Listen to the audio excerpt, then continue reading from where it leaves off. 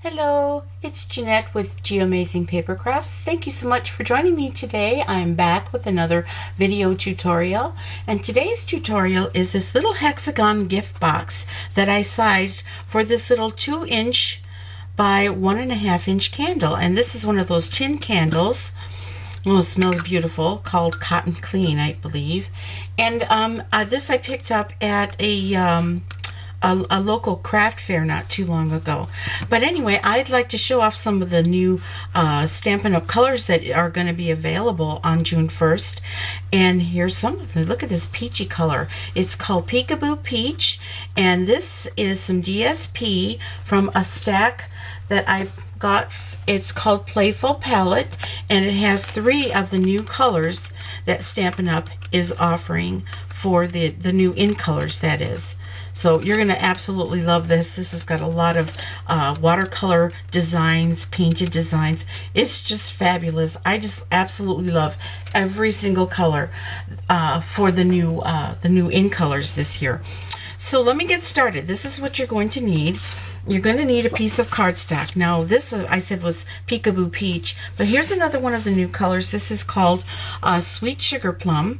You're going to need a piece that measures 8 inches by 4 3/4 of an inch. So that's 8 inches by 4 3/4 of an inch. Okay, let me move these aside, and I'm going to be bringing in my Simply Scored scoring tool. Okay, now I'm going to score on the short side first, and on the short side you're going to need to score this at 1 3/8. Okay, and also at 3 inches. Okay, or if you want to score 1 3/8, 1 3/8, and then turn it around and score it again at 1 3/8, because it's pretty much even on the top and the bottom. And now I'm going to turn it to its side, and we're going to be scoring this at 1 1/4. Okay, and then we'll score this at 2 1/2. And we'll score this at 3 3/4, and then at 5 inches. Okay, and then we're going to score this at 6 1/4,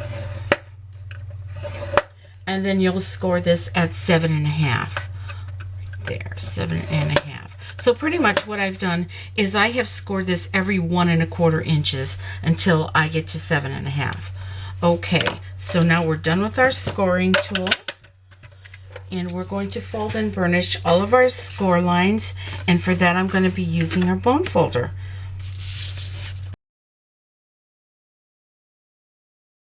Okay, now we're going to be cutting off these 2 little rectangles, the small ones that are on the side, not the middle one, just the one from the top and the bottom. So what I'm going to do is I'm going to take it and just look at that score line and just cut it. And I'm going to make a slight little notch here, like that. Okay, and you can do the same here. Make a slight little notch, and then go ahead and cut off that score line there. Okay, and then you got to cut up all of the score lines on top and bottom too. And for that, I just like to fold it and just cut it like that. See, it just kind of helps me because I have a tendency of shaking a little bit when I'm trying to be real precise, and by folding it I can get a more precise straight cut like that. Okay, all right, now it really doesn't matter what the top or the bottom is because they're the same on both sides, so just try to be as neat as you can.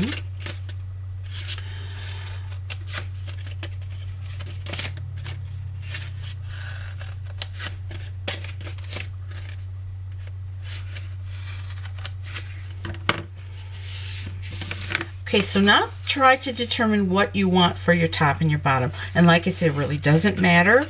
So what I'm going to do is I'm going to bring in my 1/2-inch corner rounder. You can use your Project Life corner rounder if you have one. And I'm just going to, what I'm doing is I'm folding it so that I could do like 2 at a time, okay? And I'm only going to do this for one side. And I'm just going to keep unfolding it like that. I'm doing that because it's just easier for me.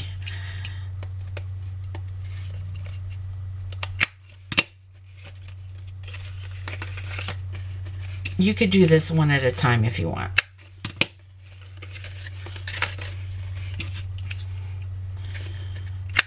Okay, and then I'm going to match these two up here on the very end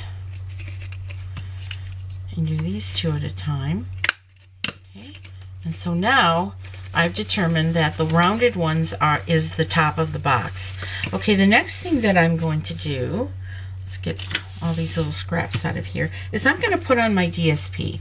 Now for this one, it's from the same stack. It's actually the other side of this paper here, and I really like this little black and pink thing going on. It's so cool. I just absolutely love that. So let's put this on with some snail adhesive, but I'm going to bring in my silicone craft sheet to do that.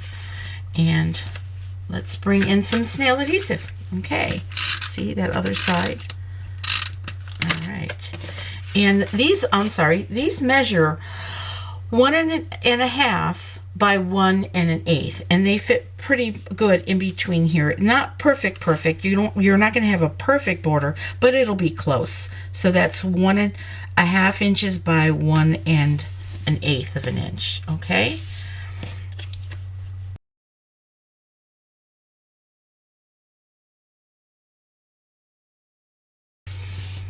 Now this has some pretty colors in it.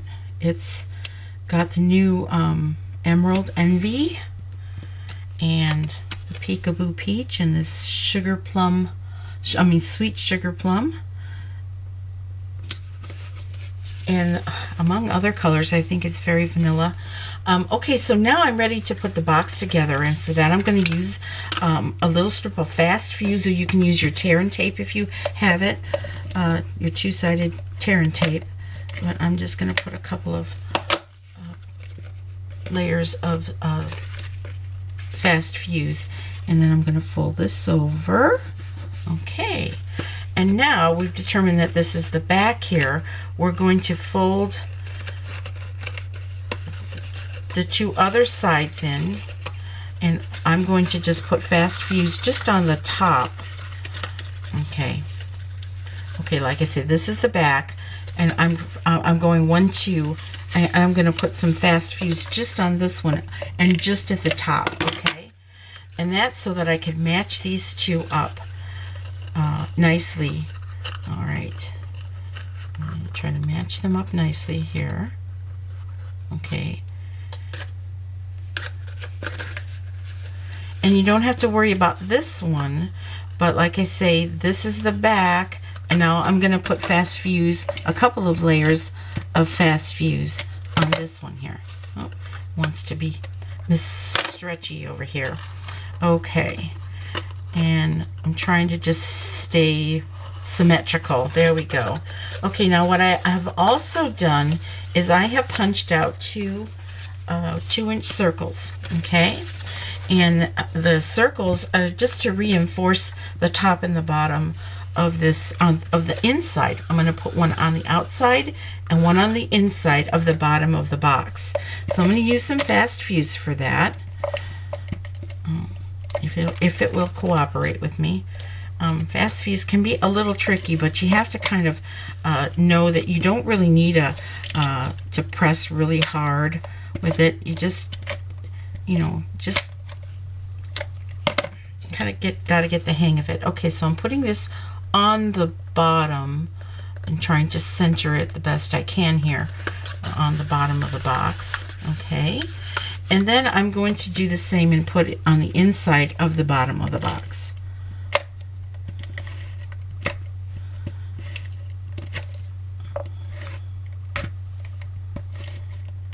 Okay, and just try to do the same and center it the best you can on the inside. And I'm going to use my bone folder just to press it down.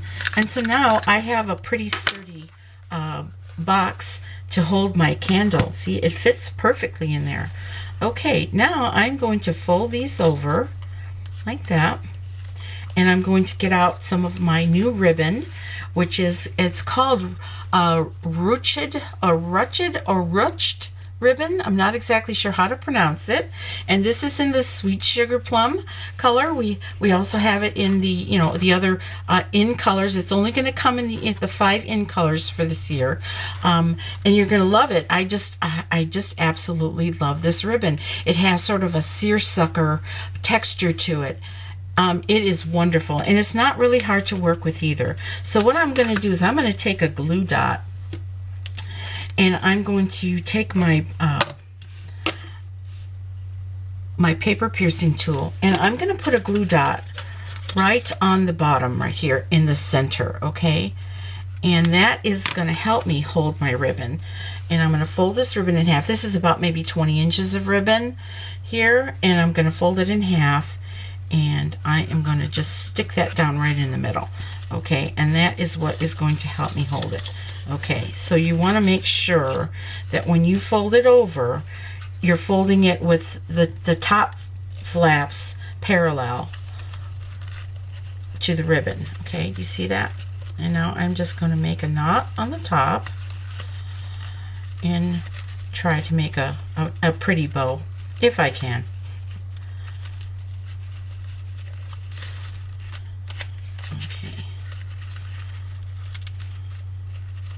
Now, of course, you don't have to use ribbon on here. You can use a belly band if you want. Okay, that's one idea. Or you can use a you know, a little floral design that you punch out.